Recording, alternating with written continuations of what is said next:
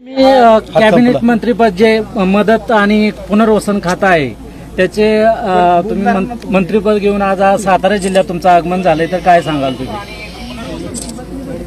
गेले 4 टर्म या वाई विधानसभा मतदारसंघामधील लोकांनी मला निवडून दिलेलं आहे आणि या वेळेला निवडून देत असताना लोकांची खूप मोठी अपेक्षा होती की काही करून आपल्या मतदारसंघाला माझ्या रूपानं मंत्रिपद मिळावं आणि महायुती सरकारच्या माध्यमातून या राज्याचे मुख्यमंत्री देवेंद्रजी फडणवीस साहेब असतील, आमचे नेते आणि उपमुख्यमंत्री नामदार अजितदादा, दुसरे उपमुख्यमंत्री नामदार एकनाथरावजी शिंदे साहेब यांच्या महायुती सरकारनं ही मंत्रिपदावर मला काम करण्याची संधी दिलेली आहे।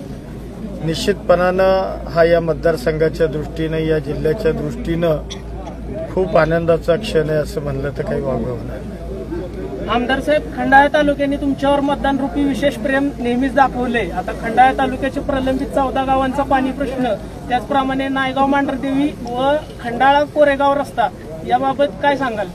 मुळामध्ये आता जो देवघरचा प्रकल्प आहे, मेन कॅनॉलची कामं सुरू झालेली आपण सगळेजण बघताय। 3 उपसा सिंचन योजनांची कामं आता टेंडर मंजुरीच्या अंतिम क्षणी, म्हणजे मंजुरीच्या अंतिम क्षणी त्या ठिकाणी फाईल आहेत।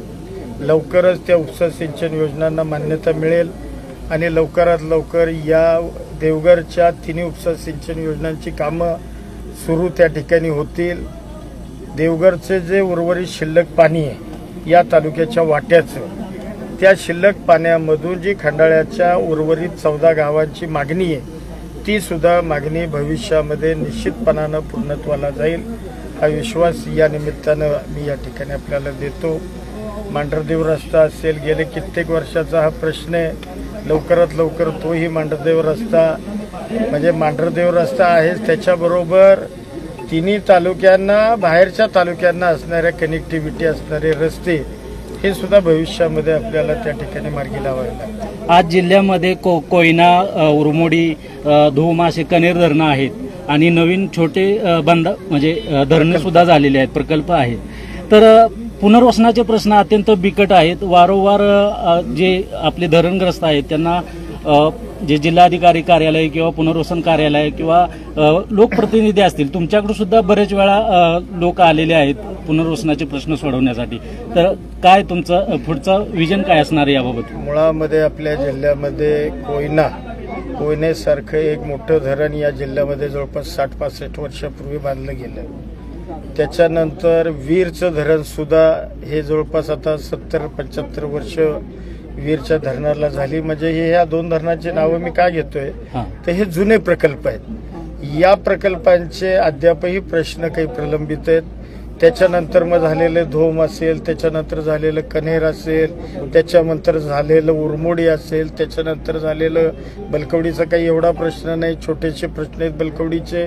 अन्य जे काही या जिल्ह्यामध्ये प्रत्येक व्हॅलीमध्ये धरणं आहेत आणि प्रत्येक धरणाच्या प्रकल्पग्रस्तांचे काही प्रश्न प्रलंबित आहेत। निश्चितपणानं या खात्याच्या माध्यमातून या प्रश्नांना भविष्यामध्ये न्याय देण्याची भूमिका ही मी निश्चितपणाने घेईन।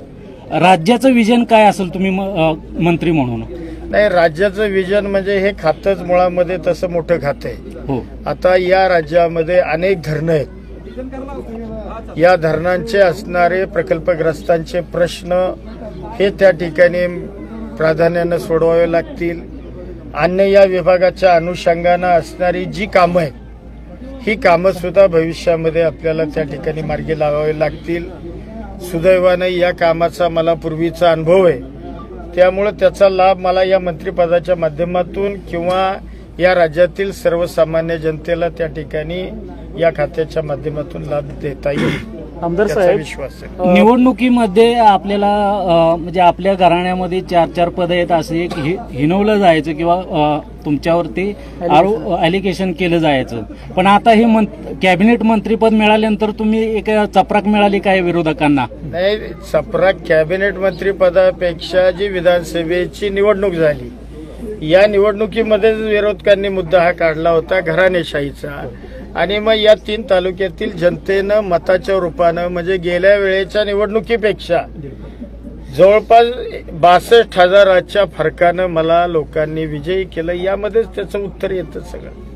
येत्या 3 तारखेच्या कार्यक्रमात नायगावच्या 100 कोटीच्या विकास आराखड्याबाबत आपण काय प्रयत्नशील आहात का? मुळामध्ये हा आराखडा माझ्याच प्रयत्नानं मंजूर झालेला आहे. म्हणजे यापूर्वी आमदार मीच होतो आणि हा 100 कोटीचा आराखडा माझ्याच प्रयत्नातून त्या ठिकाणी मंजूर झालेला आहे. मग भुजबळ साहेब असतील, अजितदादा असतील, आत्ताची नेते मंडळी, राज्याचे मुख्यमंत्री, उपमुख्यमंत्री एकनाथ शिंदे साहेब त्यावेळेला मुख्यमंत्री होते. त्यामुळे निश्चितपणानं हा आराखडा आमच्या सरकारच्या माध्यमातून मान्य झाला आहे आणि आता त्याला निधी आणून हा आराखडा पूर्णत्वाला न्यायचा आणि विकास कामं पूर्ण करायची, एवढाच विषय आहे. तालुक्यातले जे विरोधक आहेत, म्हणजे पूर्वी आपल्या राष्ट्रवादीमध्येच होते पण नंतर ते तुमच्या विरोधात सुद्धा उभे राहिले, तर ते पुन्हा जर आपल्या राष्ट्रवादीमध्ये आले किंवा तुमच्या बरोबर आले तर तुम्ही घेणार का त्यांना? या विषयावर मी आज काय बोलू शकतो. थँक्यू.